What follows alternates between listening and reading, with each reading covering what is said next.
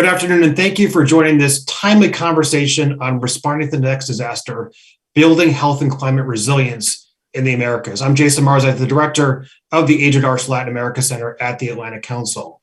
I'm pleased to be doing this event in partnership with the United States Department of State. In June, in Los Angeles, the United States will host the Summit of the Americas for the first time since 1994. This summit is the only hemispheric meeting of leaders from all countries across the Americas, democratically elected, and it's a top priority for President Biden in the region. The upcoming 9th summit is a critical opportunity to reflect on previous commitments and progress, re-examine priorities in response to emerging challenges, and also to renew the very importance of hemispheric collaboration. Last September, as I mentioned, we launched a partnership with the State Department to support this historic event. In the lead up to the summit, we're hosting a series of policy-oriented public discussions on summit themes: democracy and governance, health and climate, resilience, green and equitable growth, and digitalization. These public discussions aim to generate consensus on top priorities, amplify diverse perspectives, and also produce tangible recommendations to take to the summit as productive and make it as productive and inclusive as possible. This is a significant endeavor. In order to achieve it, we immediately recognized the importance of working closely with our existing networks in the region, but also forging new partnerships with communities we haven't connected with in the past. Today, we turn our focus to the task of building health and climate resilience in the face of an ongoing pandemic and increasing natural disasters. The questions and conversations you will hear have emerged from sustained engagement with our partners across the Americas through individual consultations and through strategy sessions. We're also excited to include 2 young leaders at this event who will be posing questions to our panelists. They were the winners of an open competition organized by the Young America Business Trust, a nonprofit partner that works closely with the Organization of American States. Following opening comments from Pan American Health Organization Director Carissa Etienne, we'll have a conversation on health resilience, including the participation of Ecuador's Health Minister, Jimena Garzón. Following that, we will turn our focus to climate resilience with a conversation including the former Secretary of Climate Change of Argentina, Rodrigo Rodriguez, and also Peter Natalio, the Senior Deputy Assistant Administrator at the Latin America Bureau of USAID. Our moderators from Bloomberg Television will introduce the full panels later. The topic of climate resilience and health of the Americas is particularly central to the work of our center. Our founder, Adrian Arch, who we'll hear from in a moment, has a long-standing commitment and passion to resilience and regional recovery, having established both the Adrian Arch Rockefeller Foundation Resilience Center and also the Adrian Arch Latin America Center at the Atlantic Council. Before I give the floor to Adrian, I also want to share how we are making this particular event as inclusive as possible. For audio interpretation in English, Spanish, or Portuguese, viewers can click on the globe icon on the lower right of your Zoom screen and then select the relevant language. Also, for simultaneous closed captioning, you can click on the links that our team is dropping into the chat. Thank you for joining us, and now over to our founder, Adrian Arch. Thank you, Jason, and good afternoon, everyone. It's my pleasure to welcome you all today. As Jason mentioned, this is the second event as part of our important partnership with the U.S. Department of State. Since September, the Adrian Arch Latin America Center has led a campaign to generate greater momentum, awareness, and inclusivity on the road to the Summit of the Americas. And just last week, the White House announced that the road will be leading us to Los Angeles. The 9th Summit of the Americas is now just over 4 months away. And so this event comes at a critical moment for the hemisphere. Today's discussion will focus on 2 topics that are of great personal importance to me: climate resilience and economic prosperity across the Americas. The dual threat of climate change and COVID reveal the need for more collaborative hemispheric responses. The Western Hemisphere is particularly vulnerable. The region of Latin America and the Caribbean is the second most disease-prone area in the world, and the Americas alone experienced nearly 50% of worldwide COVID deaths, the first region being the Asia Pacific one. Today's discussion will generate actionable ideas for building a stronger hemispheric response that better prepares the entire region for the next disaster. To kick off the discussion, we will hear from Dr. Carissa Etienne, the director of PAHO, and that she is the regional director of the Americas of the World Health Organization. Since Dr. Etienne is attending the 150th session of the executive board of the World Health Organization, she has kindly recorded her remarks. After these remarks, Diego will start the first panel. Esteemed and distinguished ministers and vice ministers for health, representatives from ministries of the environment, disaster management, and international development agencies, friends and colleagues, let me begin by wishing you a happy new year. I regret not being able to be with you in person for this important meeting, but let me also acknowledge and congratulate the Atlantic Council and specifically the Adrienne Ash Latin America Center and Adrienne Ash Rockefeller Foundation Resilience Center for your foresight in organizing this consultation. As we begin 2022, we look back with serenity on the past 2 years of the COVID-19 pandemic, which has devastated this region. It has cost the lives of 2.4 million people and impacted every single one of us, particularly the most vulnerable in our societies. It has wreaked havoc with our health systems and workforce and continues to disrupt the democratic and social order, education and social protection platforms, trade, commerce, and the economy. The cost of this pandemic in fiscal terms and in terms of the political economy has distracted the region and the world in general from addressing profound structural issues that impact our very future, including the current climate crisis.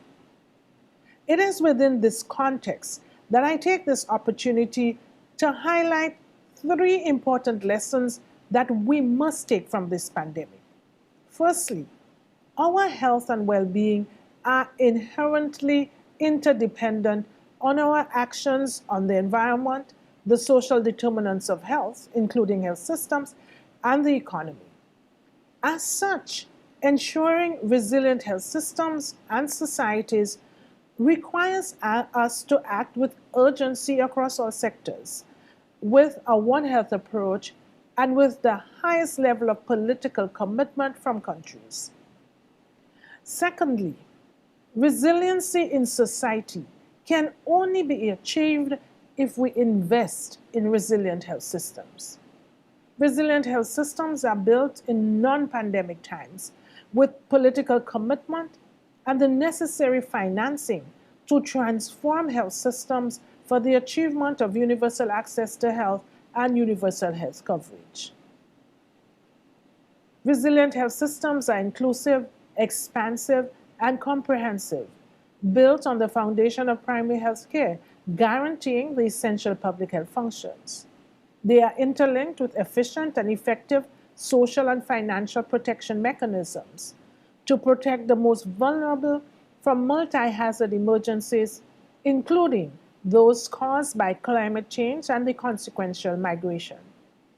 And they are supported by scientific, technological, and industrial health complexes that promote research and development and the production of quality, safe, and affordable vaccines, therapeutics, and diagnostics.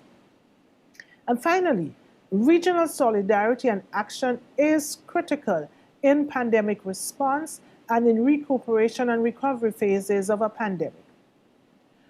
Whether it is coordinated action in health surveillance, the implementation of the IHR, simplification of supply chains, vaccine sharing and production, or in surge capacity of health systems, a one-region approach in the Americas will improve pandemic response and preparedness and accelerate recuperation and recovery. The Pan American Health Organization, at its governing bodies meeting late 2021, adopted regional frameworks on One Health, universal health, and resilient health systems for pandemic preparedness and response. The implementation of these frameworks in the Americas is imperative if we are to increase our capacity for preparedness and response in the face of future public health emergencies, to recuperate and improve health outcomes, and to build health and climate resilience within our societies. We have a roadmap forward into what I believe will be a better future for this region. And we are inviting our heads of state, ministries of health, the environment, labor, and the economy to move quickly and to act jointly as one region with the private sector, academia, and civil society in this regard. And so as we begin 2022, we do so with renewed vigor and hope. Our vision must be translated into political action with the firm commitment of countries acting in solidarity through regional fora such as the Summit of the Americas. The Pan American Health Organization remains committed to supporting all countries in these actions and in supporting the region as a whole in its quest for health, equity, and resilience. Thank you so much.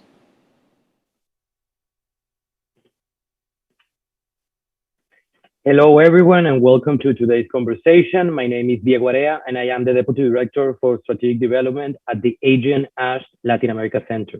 I want to first thank Dr. Clarissa Tien for her very informative keynote remarks.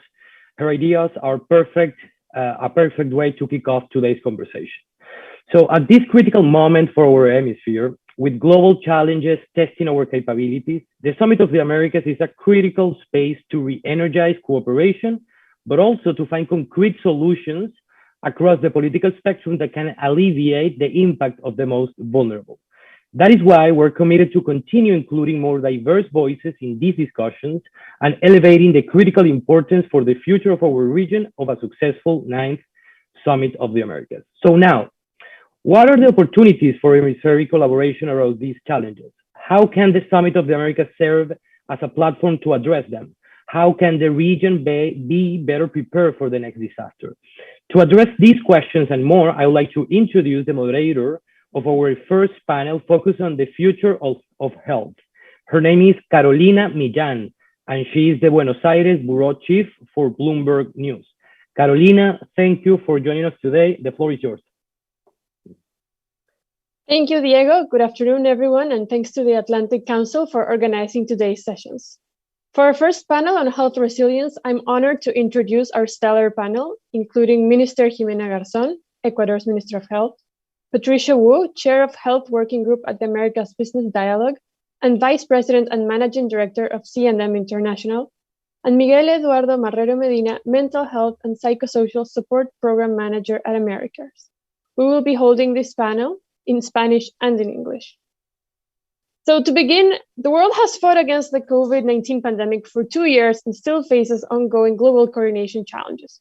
We've seen the high costs of a fragmented international response, including unequal access to vaccines and therapies, the spread of new variants, and conflicts over international vaccination requirements.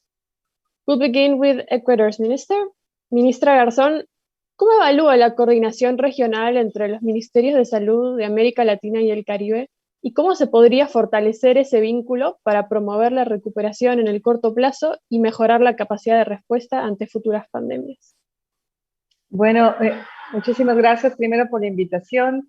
Quiero dar un cordial saludo a todos los presentes. Y bueno, la experiencia que nosotros hemos tenido en el Ecuador en el plan de vacunación que nos ha permitido vacunar a 9 millones de personas en apenas 93 días, pues ha sido, digamos que la única manera para poder llegar a alcanzar este objetivo fue juntar todos los esfuerzos.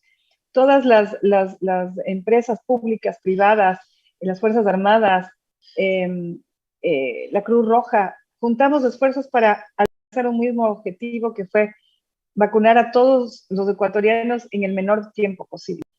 Esto nos ha enseñado, por supuesto, que cuando se juntan esfuerzos, en este caso de Latinoamérica y del Caribe, enfocados a una misma dirección, a un mismo objetivo, pues se logran grandes cosas. En la actualidad, nosotros del Ecuador tenemos más del 87% de la población vacunadas con una dosis, tenemos más del 82% de la población vacunada con 2 dosis. Se han colocado dosis de refuerzo, tercera dosis, al 14% de la población y estamos pues enfocados en vacunar a niños de 3 y 4 años y quizás menores en los próximos meses. Este plan de vacunación que ha sido tan exitoso y nos ha dado tantas grandes experiencias, significó un movimiento social, el movimiento logístico más grande de la historia reciente del país.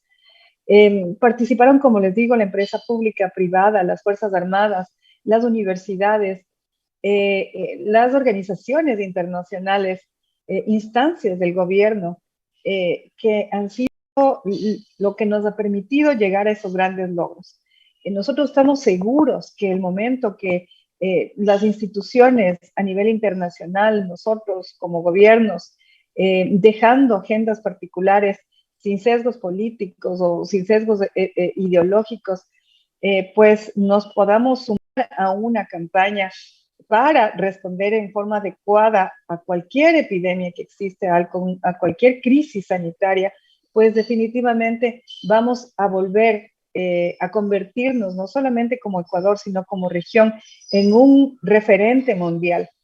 El COVID-19 es un reto que definitivamente trasciende las fronteras y hay que hacerlo cuando estamos implementando pues medidas de salud pública para poder contenerlo y combatirlo.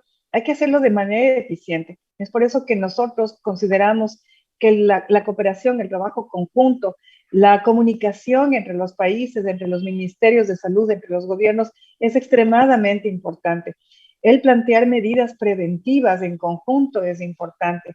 El poder colaborar, por ejemplo, con pruebas diagnósticas, el poder igual colaborar con las experiencias que hemos tenido en nuestros planes de vacunación y de contención de la pandemia, contención epidemiológica de la pandemia, nos va a ayudar a poder determinar cuáles son los pasos que se tienen que implementar de aquí en adelante para poder prevenir y no solamente pues remediar, que es lo que en la mayoría de casos hemos tenido que hacer, al menos al inicio de esta pandemia.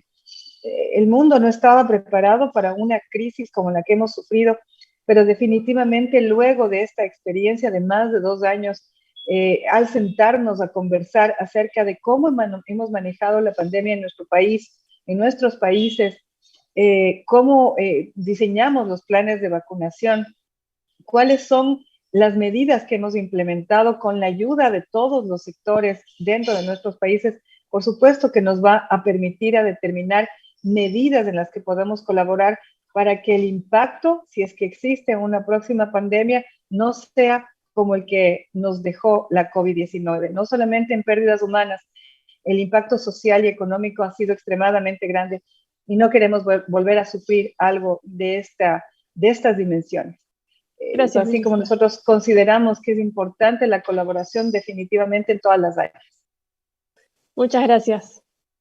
My next question is for Ms. Patricia Wu. We know that enhancing health resilience across the Western Hemisphere requires functioning health systems, regulatory convergence, stable supply chains, and above all, a robust health and economic sector. So what role does the private sector play in bolstering these regional efforts? Thank you, Carolina, for that. It's a pleasure to be with you. Thank you, Minister, for your remarks. You know, I think, Carolina, the private sector plays an absolutely crucial role. As we've seen with this pandemic, it's the private sector that has, as you mentioned, provided a stable supply in terms of the medicines and the technology that we need. But I think as we look to the summit, what is the role the private sector can play in this space? I think we all recognize, as the minister said, we need to be more resilient. And to do so, the sector can really bring the insight and the knowledge as to how our region can make sure that more of that manufacturing happens here. And more of that manufacturing happening here means our region can be more resilient. But to do that, we really need to do the hard work of attracting and sustaining global health investments in this region. And the private sector understands what those enabling factors are. Just as an example, with respect to manufacturing, the private sector understands that when it comes to technology transfer for commercializing and transferring research, how that can be done in a way that, again, sustainably attracts private sector investment here. Market and commercial incentives for R&D and for pricing and reimbursement for medical products. These are issues where the private sector, of course, I think has key perspectives. Digital health. I think digital health has been a true hero in this pandemic. One of the statistics we've seen is that in Brazil, for example, 70% of people who intended to go to the emergency room had their problems resolved virtually. It is the private sector that is providing these digital solutions, but it is also the private sector that appreciates the legal and regulatory barriers and models that are needed in order for us to deploy more of these types of digital health solutions so that we can make health more accessible, more affordable, reach more vulnerable communities. So Carolina, I think private sector is going to be critical to creating this resilience. And ultimately, if the private sector does not have the solution outright, then the private sector has the insights into the problem and the barriers, as well as the resources and the expertise to, as the minister said, collaborate and partner to get us to become a much more resilient, inclusive, sustainable region, so we're better prepared for the next pandemic. Thank you. Thank you. And Dr. Marrero-Medina, we've seen that trusted community organizations can bridge access from government resources to marginalized communities. So what steps can governments take to better work with civil society to support these efforts? First of all, thank you so much for the opportunity of participating here in this panel. So thank you so much on behalf of Americares and from myself. This is an excellent question, and I think that I should begin answering this question with an example. I want to share the collaboration here in Puerto Rico in mental health and psychosocial support between my organization. I work for Americares. It's an NGO that has been working in the humanitarian area for more than 40 years, and the administration of mental health and anti-addiction services of Puerto Rico, known by its acronym as AMSCA. During two historical moments that were the earthquake in 2020 in Puerto Rico, and therefore during the COVID pandemic since 2020 to the present, in this collaboration, we achieve something extremely important. This agency, that is the Islands Governmental Mental Health Authority, has a large load of services and responsibilities throughout the island.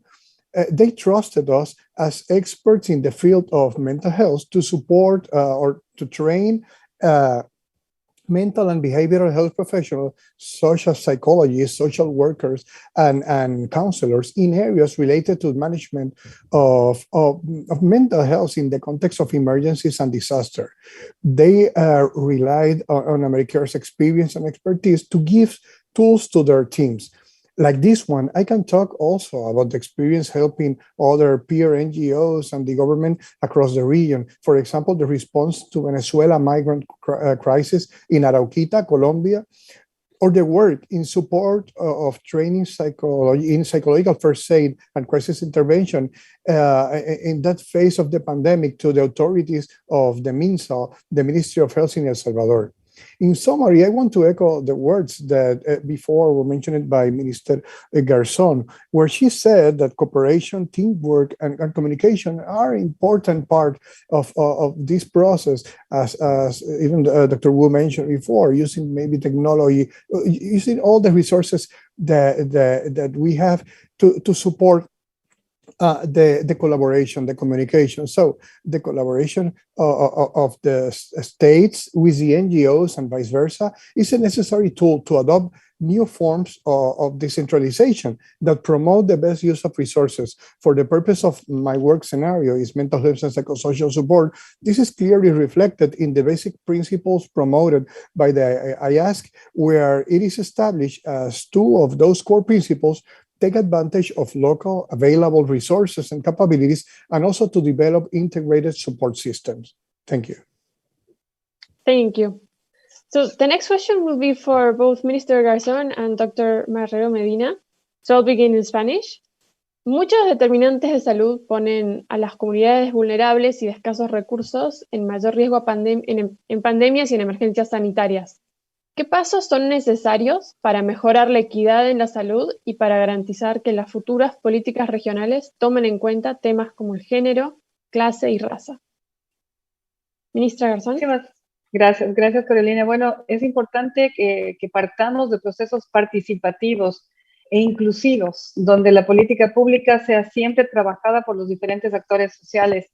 Un ejemplo de eso se está dando a cabo aquí en nuestro país, en el Ecuador, en el cual estamos desarrollando nuestro Plan Decenal de Salud 2022-2031.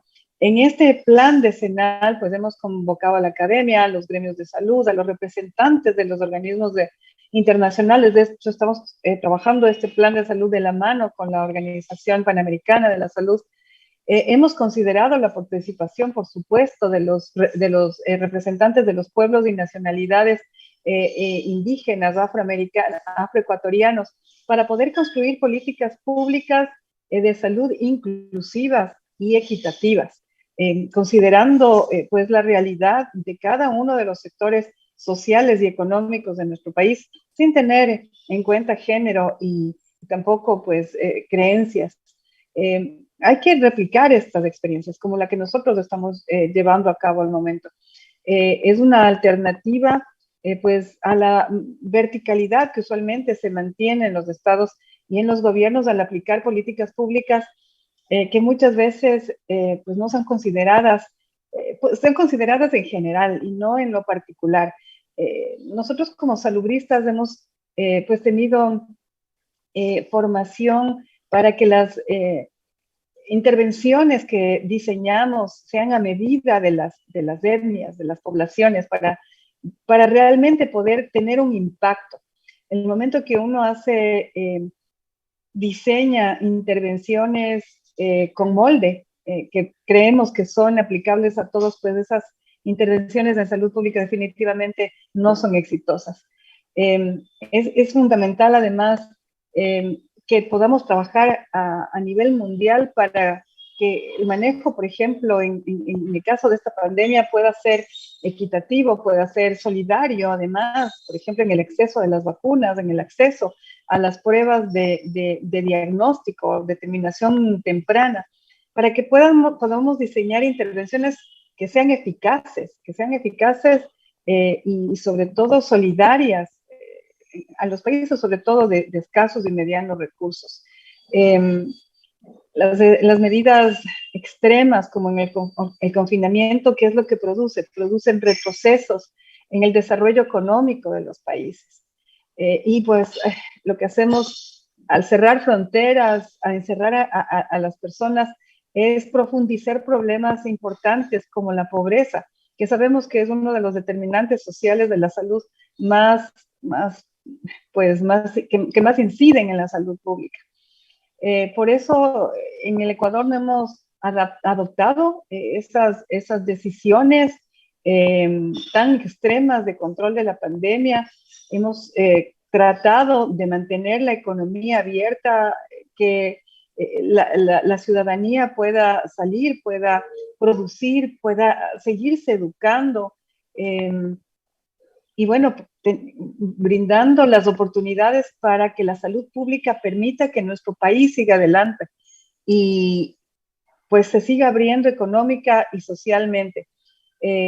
Yo pienso que con estas medidas que se toman pensando siempre en permitir que la ciudadanía salga, se eduque, el paralizar las escuelas, sabemos que tiene un impacto extremadamente negativo, más aún en países con nuestras características sociales y económicos. Entonces, el crear intervenciones que se puedan aplicar para controlar, por ejemplo, brotes locales y permitir que lo demás del país siga progresando económicamente, nos permite seguir creciendo económicamente, reactivándonos y evitar que estos retrocesos económicos que se han producido por la pandemia y que ahora estamos viendo que se están produciendo en todo el mundo y sobre todo en nuestra región. 15 años hemos retrocedido en cuestiones de pobreza. Entonces, tener estas intervenciones, estos diseños de control epidémico, de fomento de la salud pública focalizado y orientado hacia características especiales de nuestra población, pues es fundamental, es fundamental. Y además, no solamente bajo la óptica de solamente el Ministerio de Salud Pública, sino un trabajo interministerial, intersectorial, con los gobiernos locales, con los municipios, además de con el gobierno central, por supuesto, nos va a permitir seguir trabajando en conjunto para reducción de la pobreza y también para mitigar otros impactos como el impacto climático y también la desigualdad de género. El paraguas de la salud pública es increíblemente amplio.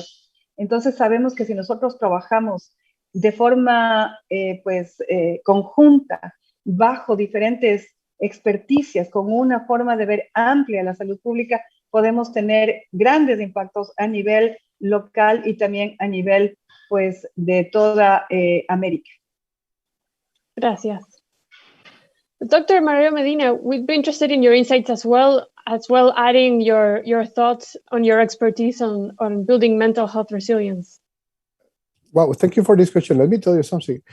I'm a psychologist, but I am also a public health professor. And I'm really passionate in this topic of social determinants of health, specifically of social determinants of mental health. So maybe I'm going to be really passionate in this answering this question. But, social determinants have complex impact on health and clearly on mental health, education, social connection, context of the neighborhood where we live, type of work and access to services or medical care, even the built environment. They all really have an influence on the well-being of a person and therefore in their mental health. It should be noted that economic stability or socioeconomic status, as was mentioned before by Ministra Garzón,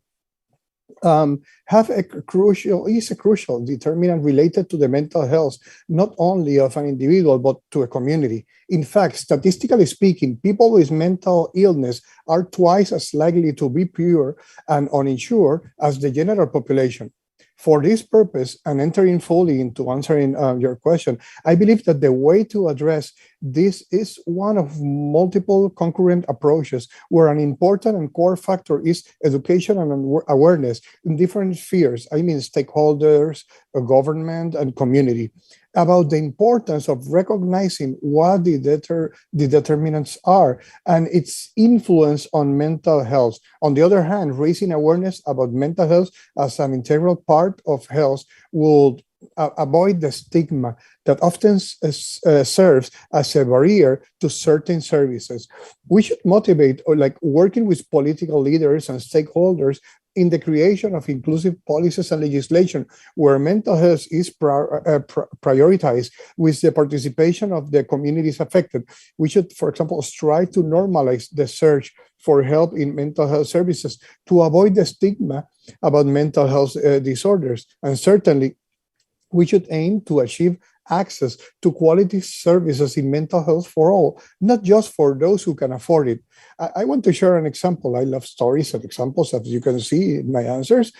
Americares have integrated psychological support and accompaniment service to different populations, such as in our outpatient clinics in Colombia for the Venezuelan migrants population in Colombia, often referred to as the walkers, los caminantes, who arrive walking from Venezuela, or our work in the Philippines, where the staff alliances with government agencies to influence the public policy making by actively engaging in mental health awareness activity for officials, but also inserting themselves in the communities and educating families on topics in mental health and providing access to services. In Puerto Rico, since the earthquake, that we talked before, we began to offer spaces of emotional stabilization to health professionals who felt burned out and were experiencing compassion fatigue, but who often do not seek for mental health. At the same time, we educate community leaders to go out in their communities to be able to support with psychological first aid, for example, for crisis interventions, and even refer cases as necessary. These are all steps that integrate awareness with education and literacy while opening access to services and naturally building awareness and resiliency. Great, thank you. Ms. Wu, you've mentioned that the Summit of the Americas could generate a platform and a mechanism to convene major actors focused on health, from multilateral institutions, research centers, the private sector, and local governments.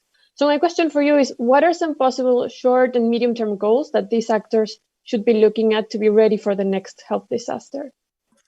Thank you so much, Carolina, for that question. You're absolutely right. I mean, I think too often we see that these meetings end with a statement, and unfortunately, then the work stops there. And that's why we as private sector and our civil society partners have jointly recommended that we take the opportunity with this pandemic to not do that, not do business as usual, but take this opportunity to rethink health for our region and to have our leaders in June in Los Angeles commit to creating an annual high-level public-private forum to help inform and realize what a truly resilient health system, health economy looks like for our region. And by that I mean, Carolina, not just a narrower box of, as one OAS ambassador has characterized, just the public health system or hospitals, but the much bigger box and more complex issues that helps us to be more resilient. And by that I mean supply chains for medicines, eliminating regulatory duplication for example, test kits, digital health, like I talked about earlier, financing. This takes institutionalized collaboration. This takes hard work every day, every week. This requires meeting annually, so we hold each other accountable and we make progress. This requires enlisting the support of international organizations like the Inter-American Development Bank, of course, like PAHO, but it can't be done alone. You really need, I don't think health ministries can really take this on alone. If we want resilience, we need to bring in all of these stakeholders. As far as what it could accomplish, Carolina, I think just a few examples. So I've talked about supply chains. I think there, again, we can identify and then together put in place the policies to attract and sustain the manufacturing that I think we all would like this hemisphere to be more competitive in. So I think that's absolutely a critical area. Digital health, again, I mentioned that earlier, hero of this pandemic, but there's so much more opportunity here. We can together identify and put in place the policies to enable more digital health solutions so that healthcare can be more accessible and affordable. And you know what, Carolina, I know we can do this because we've done it before. Here's another example. We, as a private sector, have sat down with a group of countries before, and we found that we had a shared interest in reducing unnecessary regulatory duplication. Why? Because for governments, there's only so much public health budget, and they want to keep that precious public health resources for emergencies like COVID. They don't want to be using it on unnecessary regulatory duplication. Patients certainly don't want that because that delays their access to medicines and innovation. So together, we brought in, with the support of academia and others, we scaled up training for regulators so that we are now training across 9 countries, across 21 centers, and we are training hundreds of regulators together each year. This is private sector, regulators, academia, all working together hand in hand. Carolina, not because there was one meeting and then we all magically made it happen, but because we were asked to sit down together year in and year out and really share and dialogue what are our shared interests, what are the pain points, what can we actually get done together. And I think that's what we need. So I think what, we'd really like to see happen is in June, as I mentioned, for leaders to commit to not just one document and then walking away, but actually having a mechanism, an institutionalized mechanism where we can all roll up our sleeves and do the hard work that I think we all know needs to be done in order to truly transform our health economies and ecosystems to better serve our citizens. Thanks, Carolina. Thank you, Ms. Wu. So we're running short on time, but I did want to turn the last question to Minister Garzón. So, Ministra, le pregunto para responder brevemente, así permitimos que siga el evento, pero quería cerrar con la pregunta, ¿de qué manera pueden las instituciones multilaterales y el sector privado apoyar a los ministerios de salud en la región? Y sobre todo, ¿cómo pueden trabajar en conjunto para prevenir la corrupción en los sistemas de salud? Bueno, muchísimas gracias, Carolina. Esta es una pregunta extremadamente importante y me uno a las palabras de Patricia. Pues definitivamente los ministerios de salud a nivel regional no podemos trabajar solos, necesitamos del apoyo de los organismos internacionales. Eso es lo que nosotros hemos venido haciendo con la implementación del Plan Fénix, que es el plan de control de la pandemia, integral de la pandemia aquí en el Ecuador. El apoyo de la Organización Panamericana de la Salud ha sido básico para nosotros para poder, pues, con sus expertos, con el apoyo tecnológico que nos han brindado, alcanzar los logros que hemos tenido. No lo hubiéramos podido hacer solos. Definitivamente, los organismos internacionales como la OPS, como la UNICEF, como el Banco Mundial, como la Organización Mundial de la Salud han sido básicos para países como nosotros, en los cuales muchas veces tenemos recursos limitados para poder acceder a muchos pues, beneficios de la tecnología, a tener expertos suficientes como para manejar temas complicados como estos, y además que tenemos problemas, por ejemplo, en abastecimientos de fármacos. Hemos tenido nosotros acercamientos a UNITAR, a UNOPS, a PNUS, por ejemplo, a la OPS para poder abastecer de manera adecuada de fármacos a nuestros hospitales y no tener que tener problemas de abastecimiento como el que ha sufrido el Ecuador por varios años. Y sabemos que estos pues problemas en cuanto a abastecimiento de fármacos no solamente se producen aquí en nuestro país, se producen en otros países también en Latinoamérica. El apoyo de los organismos internacionales en todas las áreas de la salud es extremadamente importante. Hemos dicho que el trabajo colaborativo de todos nos llevará a tener una mejor salud pública a corto, a mediano y a largo plazo. Muchas gracias. Well, next I'd like to introduce Fabio Alfaro, a young leader from El Salvador, who is a selected winner of the Youth in Summit campaign from the Young America's Business Trust. She will ask the final question to our panelists, and we just ask that panelists keep their answers to 30 seconds or less. Adelante, Fabiola.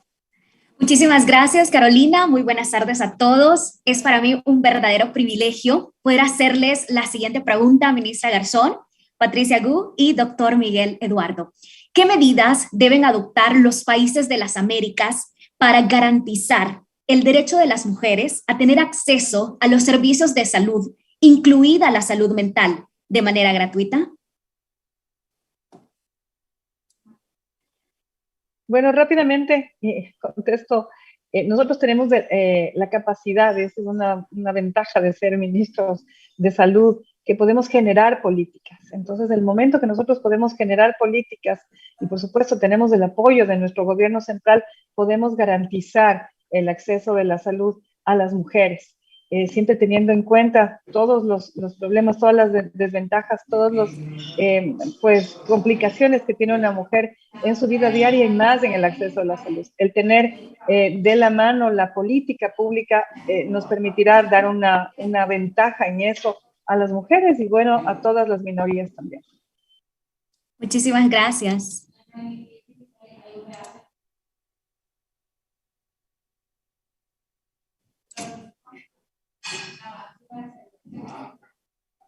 Bueno, si quieren, continúo yo. If you want, I could answer on my behalf. You know, I remember, first of all, muchas gracias por la pregunta, Fabiola. I remember a few years ago, a report by Dr. Michael Marmot, a specialist in social determinant of health care, that shared the data about that a girl on Lebanon born on Lesotho, South Africa, will probably live 42 years less than one born in Japan. That was around 2010. Or that the baby of an uneducated Bolivian woman who had 10% probability of dying, while that of a woman who had completed at least secondary education had just 0.4 probability of dying. A subsequent review 10 years later and published in 2020 it seems that there have been few advances, if any. Actually, there is a decrease in life expectancy among women in the most disadvantaged community.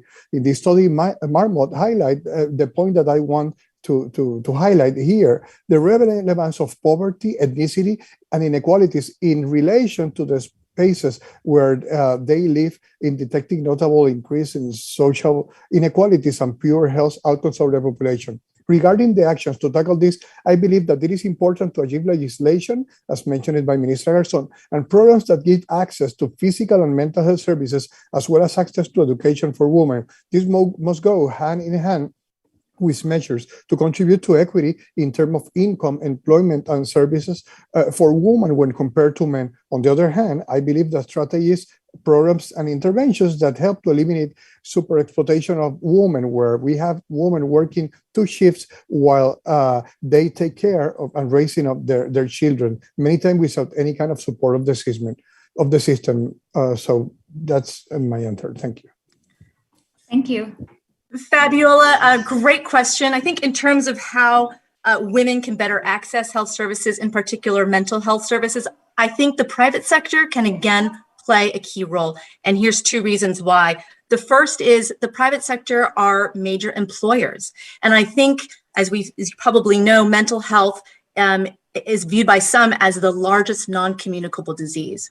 And that inhibits the ability of women to bring their best, to come to work, and to show up at work. And so I think if employers can understand this and we can work with employers, there could be more programs where employers, given that that's a time where a space where women spend a lot of their time, can have access to mental health services. The second, Fabiola, I think private sector provides innovation and a lot of ways in which we can help get to more people, whether it's through virtual mental health services or other, is through innovation. And so I'm looking forward to the private sector providing more solutions to help get women the support they need. Thank you. Thank you so much to Fabiola and to our distinguished panelists for sharing their insights with us today. So now I'll turn it over to Diego. Muchas gracias, Carolina, and thank you to all the panelists for such an insightful discussion. And before we take a 5-minute break from this first portion of our conversation, we wanted to share with everyone this video from an amazing US civil society organization and one of our partners for this initiative, COPAL, which stands for Comunidades Organizando el Poder y la Acción Latina. Their work is really a testament about the civil society's role in protecting vulnerable communities and in strengthening regional ties. After the video, we'll take a 5-minute break and then come back for the second panel starting at 2:55. So now we'll show the video. Enjoy. Llega un punto en que una persona agota todos sus recursos y debe tomar la difícil decisión de emigrar para escapar a atrocidades políticas, socioeconómicas o ambientales. Muchas comunidades de migrantes están rodeadas de manera desproporcionada por contaminantes, lo que debilita sus sistemas inmunológicos y los hace más susceptibles a enfermedades como el COVID.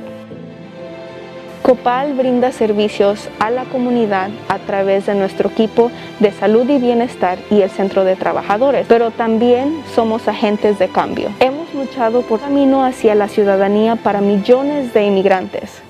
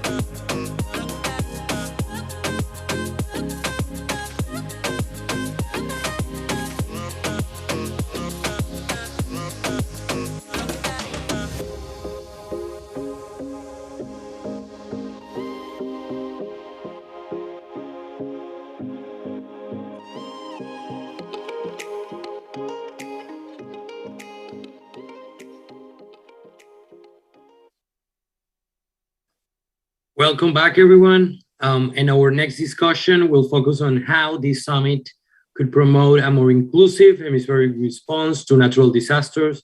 And to moderate this discussion, we have the amazing Sherry Ann. She is a New York-based anchor at Bloomberg Television. Cheryl, the floor is yours. Diego, thank you so much for that introduction. We're very excited to be here. I know that throughout the panel, you've been talking about the health and well-being of people, of human beings.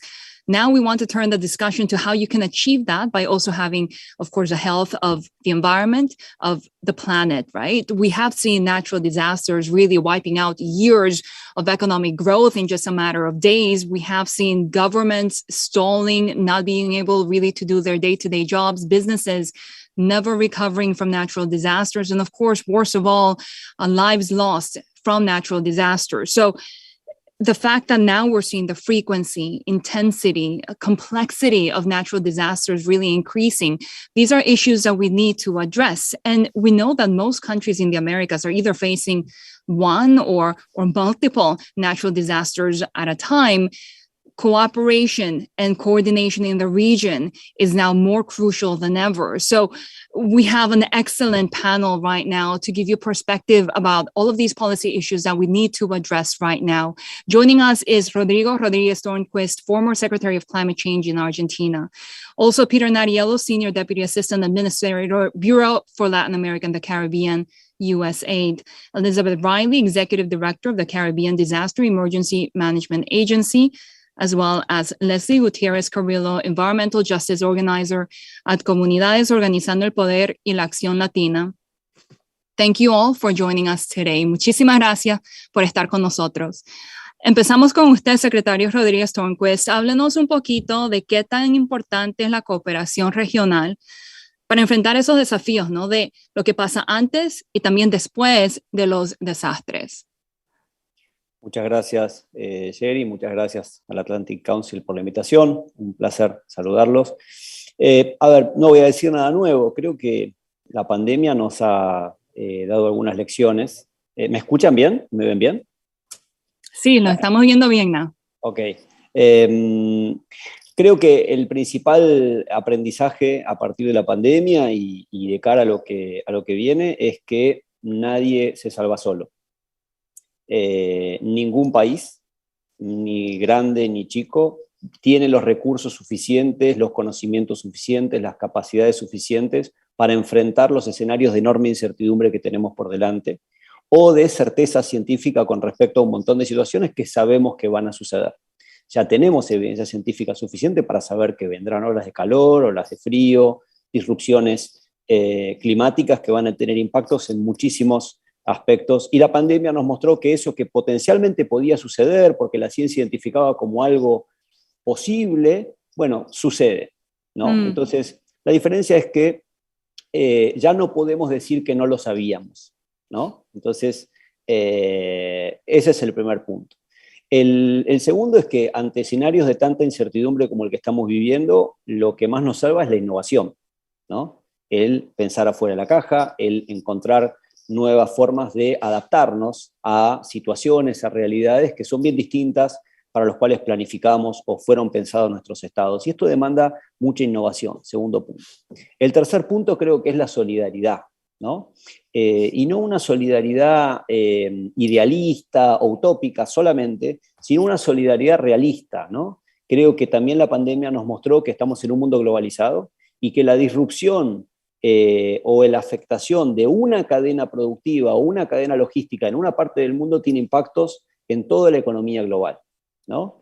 La afectación de contagiados de COVID en cierto y determinado puerto en una parte del planeta genera escasez de insumos en otra parte del planeta. Y esto ya genera impactos sociales y económicos donde tenemos que pensar a un planeta, ya no, de nuevo, no como algo filosófico, sino algo muy, muy realista. Ahí es muy interesante, hay un investigador de MIT que fue el inventor del just in time, ¿no? Y él dice, bueno, ahora lo que hay que hacer es el just in case. Tenemos que empezar a planificar las cadenas logísticas just in case, porque sabemos que van a pasar estas cuestiones disruptivas. Claro. Lo resumiría en un mensaje que pasa el Papa Francisco, que dice en Laudato Si, ¿no? Dice, lo que viene es muy incierto, pero necesitamos volver a saber que nos necesitamos unos a otros, ¿no? Una vez yo daba clases a movimientos populares, a movimientos sociales, y una persona, un recuperador urbano en una zona de muchas inundaciones, me decía, profe, desde que tenemos inundaciones nos volvimos a saludar con los vecinos. ¿Por qué? Porque antes, cuando estaba todo bien, nadie estaba del otro. Ahora, cuando está la inundación, bueno, el vecino es todo. Entonces, creo que esto es una invitación a repensar los lazos regionales también, a repensarnos como hermanos y como hermanas ante desafíos comunes y ver cómo nos preparamos de manera solidaria, realista, para hacer frente a lo que viene. Sí. Queremos hablar de la preparación en un ratito, pero primero, Peter, I'll go to you and ask you the same question as well. How important is regional cooperation here when it comes to dealing with the challenges around natural disasters and especially the role of governments as well? Yeah, thanks so much, Sherry, for that question. And a big thank you to the Atlantic Council and to the U.S. State Department for hosting this important event. Excellent and a very timely question.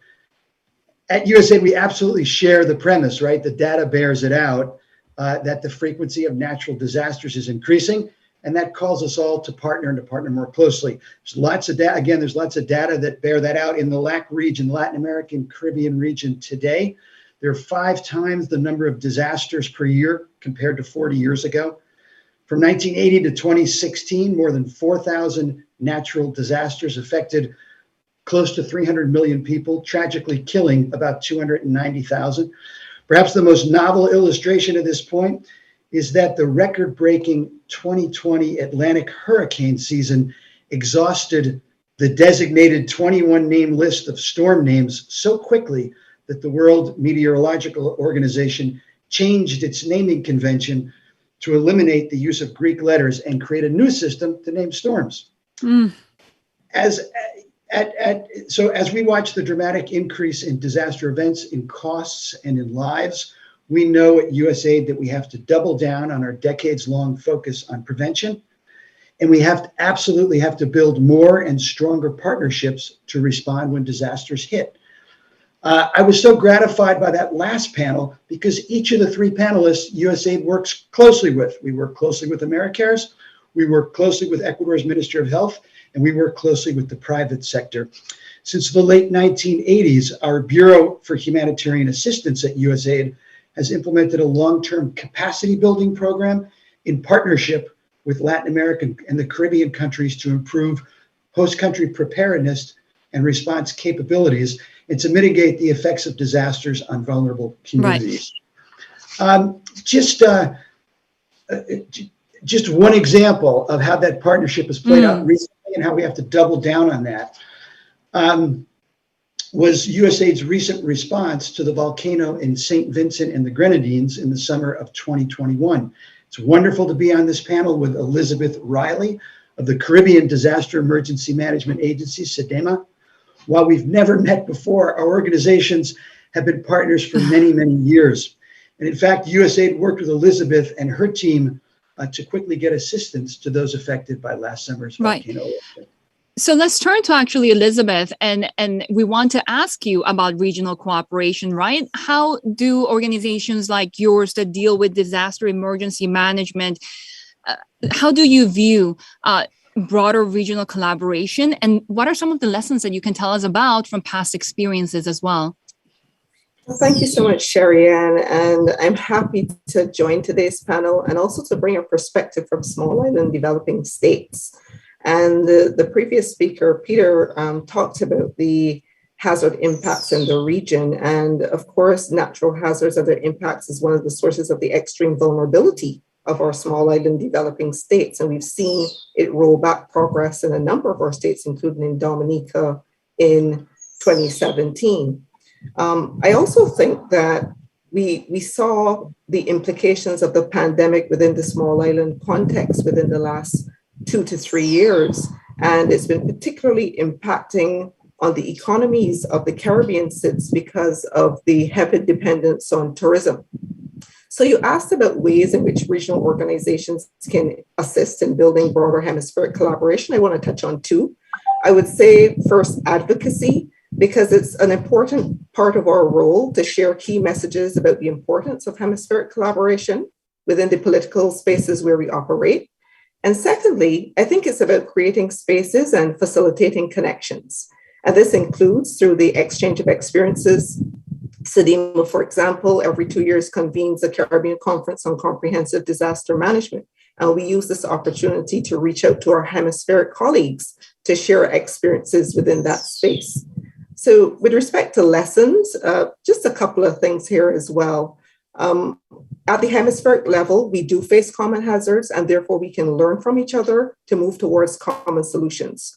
What we are seeing is that hazards are occurring with a high level of complexity, including concurrent and compounded hazards. And Peter mentioned St. Vincent and the Grenadines, and this was a case where we had a volcanic eruption. We also had simultaneously severe weather events, a dengue fever outbreak, and all within the context of the COVID-19 pandemic.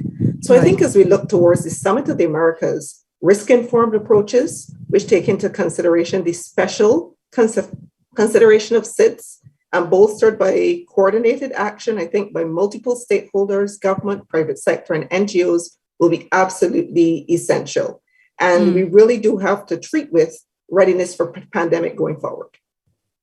The challenges are numerous, aren't they? I mean, Peter was mentioning how we are run out of Greek letters. Well, we're doing the same for the variants during the pandemic, right? I do hope that you guys actually can meet face to face at some point after having worked together for so long. But let me turn to Leslie and talk about civil society, right? As Elizabeth mentioned, how can grassroots organizations both provide resources to marginalized communities, but also relay critical information to governments? How can you rely on community knowledge to achieve this as well? Thank you, Sherry, and thank you to all the other panelists for sharing your very valuable insight. First, I think it's important to highlight that nonprofits are not and should not be the only connection between governments and communities, nor are they a full representation of the communities they serve. The best way to reach meaningful change will always be direct connection between government and the communities they're composed of. Nonetheless, as a person that does most of my community work as an organizer through COPAL, a nonprofit focused on building community power and strengthening resilience within the Latinx community in Minnesota, I do believe nonprofits can be a helpful tool in facilitating conversations and providing resources to the community. Nonprofits have historically served as hubs for community leadership development, resource sharing, political engagement and education, mental health support, policy change, you name it. Especially right now, nonprofits have provided critical resources to the community as we address the intersectional damages of the COVID-19 pandemic and climate change, all while addressing cultural and language barriers as well. We have served as a bridge for resource dispersion and information distribution that otherwise would have been impossible with our current infrastructures. It is through this on-the-ground work that we know our communities much more closely than oftentimes a lot of governmental entities.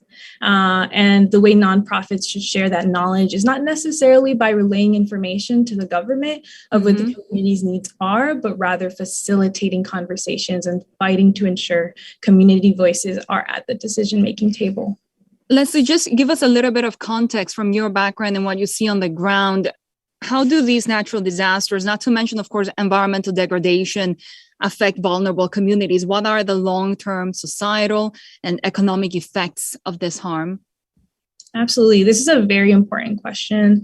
As we see the climate crisis advancing, we need to pay close attention to the prolonged effects that natural disasters and environmental degradation may have specifically on frontline communities. Central America is specifically susceptible to changes in precipitation. With warming temperatures, water basins are shrinking, leaving populations with limited to no access to drinking water. Climate projection models demonstrate a 20% reduction in inflows to major reservoirs reservoirs in El Rio Lempa, the largest river system in Central America, and it's included in parts of El Salvador, Honduras, and Guatemala, that could be severely impacted by hydropower generated in the region, as nearly half of all electricity generated in, example, El Salvador has historically originated from hydropower, and most of that from El Rio Lempa. The impacts of hydrological changes in Central America will negatively impact the capacity and quality of energy, water, and soil in the region, which will manifest in agricultural production, threatening food security for human populations. Right. And in the past decade, we have seen a huge surge in forced migration from these regions. And as climate change continues, this will only continue to worsen. And the long-term effects not only involve food and economic insecurity, but also threaten safety and create ongoing generational trauma. And the global north has a huge responsibility in utilizing their resources to mitigate this harm. So really suffice to say that it's really devastating impacts on different levels that we can see from these issues, right? Let's talk a little bit about the preventative measures that we can take, the preventative also preparedness. Secretario Rodríguez, let me turn back to you porque estábamos hablando de eso, ¿no? ¿Cómo nos podemos preparar? ¿Qué tecnologías, recursos se necesitan para ayudar a los gobiernos? No solo a nivel nacional, pero también a nivel subnacional, ¿no? Para que podamos responder mejor a los desastres naturales, pero también qué se necesita en los recursos monetarios, especialmente en financiamiento internacional y nacional, para que nos podamos preparar en todos estos desafíos que vemos en el mundo ahorita. Secretario Rodríguez, ¿está ahí todavía? Estoy, ya estoy, perdón. Bien. Perdón, pasa siempre, no importa cuánto uno se prepare. Disculpas. A ver, es una pregunta compleja, pero diría tres cosas, ¿no? En primer lugar, ya sabemos qué tecnologías vamos a necesitar: tecnología satelital, sistemas de monitoreo remoto, alerta temprana, purificación de agua y demás. Y eso creo que nos tiene que empezar a llevar una discusión que tímidamente inició con el tema de las vacunas, que es el tema de las tecnologías o de ciertas tecnologías como bienes públicos globales, ¿no? Hay ciertas tecnologías que tenemos que empezar a considerarlas ya como algo más allá de la licencia o la patente de tal o cual empresa o país, para empezar a abrir estas tecnologías para que sean de simple acceso, justamente para poder fortalecer la resiliencia de nuestros territorios. El segundo punto es que creo que si hiciésemos un análisis económico de los costos de la cooperación y los impactos en términos de resiliencia y cómo eso puede permitir hacer que nuestros sistemas se fortalezcan y se preparen mejor para lo que viene, creo que podríamos hacer como una suerte de mención a lo que fue el Stern Report, ¿no? El costo de la acción climática es muy menor al costo de la inacción climática. Yo creo que el costo de la cooperación regional es mucho menor al costo de la no cooperación en términos de disrupción regional, y esto, así como antes en la primera pregunta había dicho, creo que tenemos que cooperar por una cuestión realista y solidaria, tenemos que cooperar también por una cuestión de supervivencia, para prepararnos, porque es más barato. Y tercero, creo que todo esto se va a poder si realmente nos damos un diálogo honesto sobre cómo repensar la arquitectura financiera internacional, ¿no? Cómo cumplir con alinear flujos financieros a la resiliencia, a la adaptación, a la acción por el clima, al fortalecimiento de nuestras comunidades y premiar en términos financieros, en términos crediticios, a las acciones que contribuyen al bien, y por otro lado, cargar los costos de las externalidades negativas en aquellas inversiones que pueden ser muy rentables, pero que nos llevan a escenarios que van a ser muy complejos desde lo económico, de lo social y de lo territorial. Dejo ahí, muchas gracias. Gracias por esa observación. Y también, let's turn to Elizabeth, because I know that the Caribbean Resilient Recovery Facility has just launched last month, right? Tell us a little bit about how this will improve sort of operational readiness within the Caribbean community. Thanks, Sherry Ann. So this facility is a regionally owned and driven mechanism, which is really intended to strengthen preparedness for recovery within the region. And we're going to be doing so through a number of avenues and with a range of partners, looking at both ex-ante and ex-post resilient recovery services to our states. This is through training, provided guidelines and supporting tools on recovery, and also bringing partners together to look at complex issues like financing for recovery. On the front of the operational readiness, though, the region also has what we call our regional response mechanism. And I think it's a great model that can be looked at even within the context of the broader hemisphere, because we have 20 Caribbean countries coming together to pool their resources to support states that have been impacted. And I think that we come together to do exercising, we have standards, surge support mechanisms, and I think it's a great model, even within the context of the Americas and at the hemispheric level, and probably discussions can be taken forward at the Summit of the Americas level as to how a model which is used in the Caribbean and has worked very successfully could be expanded to that hemispheric level as well. Peter, let me turn to you. What have been some of the most effective preventative measures taken at USAID? Ooh, do we have Peter at this point? I know Zoom can be challenging for everyone. I'm so sorry, I missed my microphone. Sorry about that. I hope you can hear me. Yes, we can hear you. So just the power, so absolutely agree with the premise that an ounce of prevention is worth a pound of cure, right? You really want to bring in preventive measures up front so that you don't have to deal with very, very costly problems later on down the road. A powerful example of that on the impact of prevention, just following Hurricane Mitch in 1998, USAID supported the development of an end-to-end flood warning system in Central America, right? That was in 1998. In 2020, when Hurricanes Eta and Iota hit, the system was used to effectively issue warnings of rainfall and flash flooding risks, helping to save countless lives. Eta and Iota caused an estimated 99 tragic deaths compared to 10,000 caused by Mitch 20 years earlier.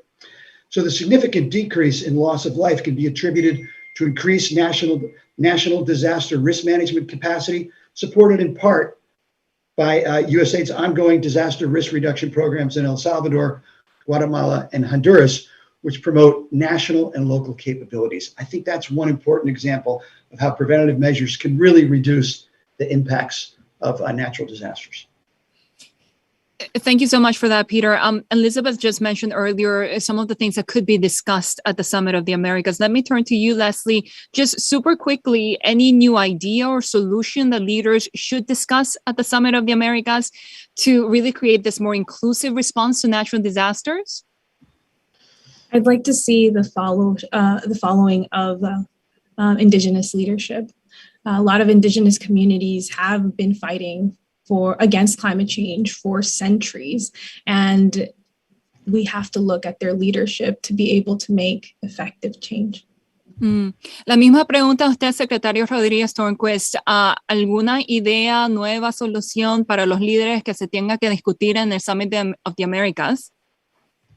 De nuevo, ser muy realistas y hablar de financiamiento, ¿no? Bien concreto, a ver cómo transformamos esto al mundo de lo real, al mundo de lo concreto, dejar de pensar solamente en cuestiones de donaciones y demás para empezar a pensar realmente en una economía de la resiliencia, ¿no? Una economía de la transición que nos permita llegar de manera equitativa a hacer frente a los efectos adversos que sabemos que van a venir. Peter, 30 seconds. What do you think in terms of new ideas or solutions that you think must be discussed at the Summit of the Americas? Well, I think the summit offers just a fantastic opportunity to discuss the core issues facing the hemisphere. It's the only really convening event that brings everybody together every 3 years. You know, if you just look at the watchwords, building a sustainable, resilient, and equitable future, that sets the table, I think, for a really helpful and a very useful conversation. I think discussions on early warning systems, on partnering with the private sector to take advantage of their technology, their innovation, their market access. I think those are absolutely critical themes that I hope will be taken up at the summit because I think that they give us all powerful tools to move forward, Sherry, with this very, very serious challenge that you've put your finger on in this panel. Thank you. Thank you so much for those comments. And we do have the most exciting part of our conversation because we do want to bring in Danalice Anza, young leader from Venezuela, selected winner of the Youth in the Summit campaign from the Young America's Business. Danalice, adelante. Gracias, Cheri. Bueno, primeramente quiero enviarles un saludo desde la tierra hermosa de Bolívar, desde la tierra del Salto Ángel. Gracias por brindar este espacio a la juventud. Mi pregunta es la siguiente. Mirando hacia el futuro, ¿qué crees que se necesita para marcar un punto de inflexión en la toma de decisiones sobre las acciones climáticas para mitigar las afectaciones relacionadas a los desastres naturales? Muchas gracias. Comenzamos con usted, secretario. De nuevo, nuevamente, venimos de una COP26 que nos dejó con gusto a poco por el poco avance concreto en materia financiera, ¿no?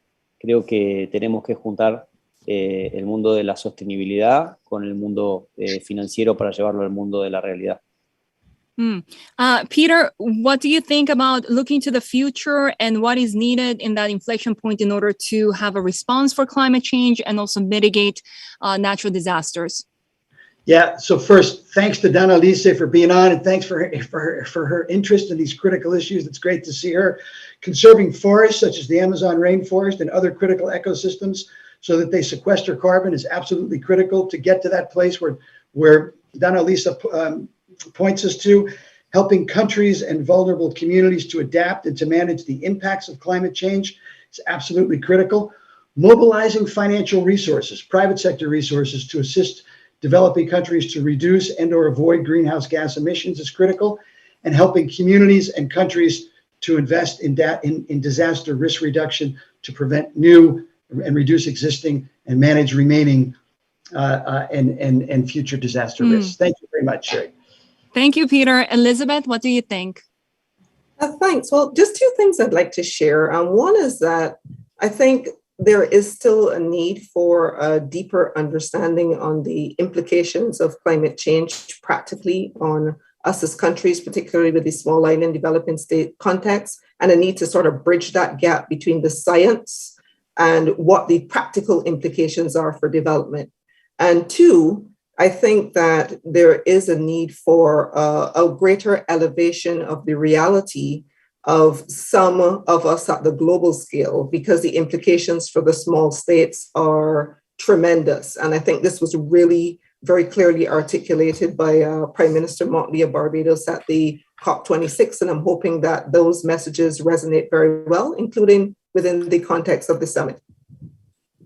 Thank you so much, Elizabeth. Leslie, anything to add in terms of looking to the future and finding an inflection point when it comes to the climatic response? Thank you. Yeah, hola, Annalise, saludos. Thank you for your question. And I think it's very direct, honestly, that we really have to stop investing in the fossil fuel industry if we really want to make a change. The harms of it are enormous, and if we continue building infrastructures to continue investing in this industry, we won't be able to get anywhere. So. We do have a couple more minutes, so I actually want to ask about the way forward. And if you see, I would like to finish on a positive note. If you see any hope of progress, where are you seeing it the most? And what are some of the models of progress that we could actually look towards? Perhaps Elizabeth, do you have any thoughts? Absolutely. I think we are at a very exciting time in history. I think there are a lot of positives for us to build upon, even within the context of what has come out of the pandemic, digital transformation and applications for disaster risk reduction. I think there's a lot of opportunity there, which I hope will be discussed within the Summit of the Americas on how we can accelerate the changes that we've seen with respect to digital transformation, how it's been embraced, and how we can leverage the opportunity really of the pandemic, because the pandemic has been negative, but there's also been great positives out of the pandemic that I think we need to build upon as well. Y secretario Rodríguez, la última pregunta a usted, ¿es también lo que ve la tecnología? ¿Qué tipo de progreso podemos ver de aquí y las oportunidades de la pandemia también, como Elizabeth habló? Creo que hay una discusión que se está dando en la región que es muy interesante, que es el de la canasta básica digital, ¿no? Así como hablábamos de la canasta básica alimentaria, digamos que es el mínimo umbral que tenemos que asegurarle a todos los ciudadanos y ciudadanas. hoy creo que asegurar acceso a conectividad a Internet es casi tan importante para ejercer la ciudadanía como tener un documento, ¿no? Y es una excelente herramienta para cualquier tipo de gestión de riesgo de desastres. Los sistemas de alerta temprana, poder explicar a la gente qué tiene que hacer, cómo prepararse, mantener esos sistemas vivos y funcionando en los momentos de crisis es fundamental y puede salvar muchísimas vidas, así que tenemos mucho para hacer en temas de expandir la digitalización y acceso a conectividad. Secretario Rodrigo Rodríguez Tornquist, muchísimas gracias por los comentarios. Thank you very much to Peter, Elizabeth, Leslie. It was really a great conversation to have with all of you. Sending it back to Diego. Gracias, Sherry. Thank you for an amazing moderation. Carolina, also thank to you both from Bloomberg for facilitating today's conversation. And of course, to all our great panelists for such an amazing discussion. To close today's event, I want to share some of the next steps that will come up from today. We'll work with our institutional partners, some of those that have spoken today, and also regional allies to share the key takeaways of today's session, with a focus on actionable ideas that the US government, the Summit Secretariat, but also the National Summit coordinators from across the region can leverage through their process, providing concrete recommendations for their consideration in advance of the Summit of the Americas. Also, I want to share that during the upcoming weeks, we'll continue convening key civil society actors, regional organizations, private sector leaders, and government officials to find shared solutions around the two key topics. The first one, a more equitable and green economic recovery post-pandemic, and also on how to promote and accelerate innovation and digitalization in the region. So please stay tuned for more content and information throughout our social media channels, and thank you all for joining us today. Thank you.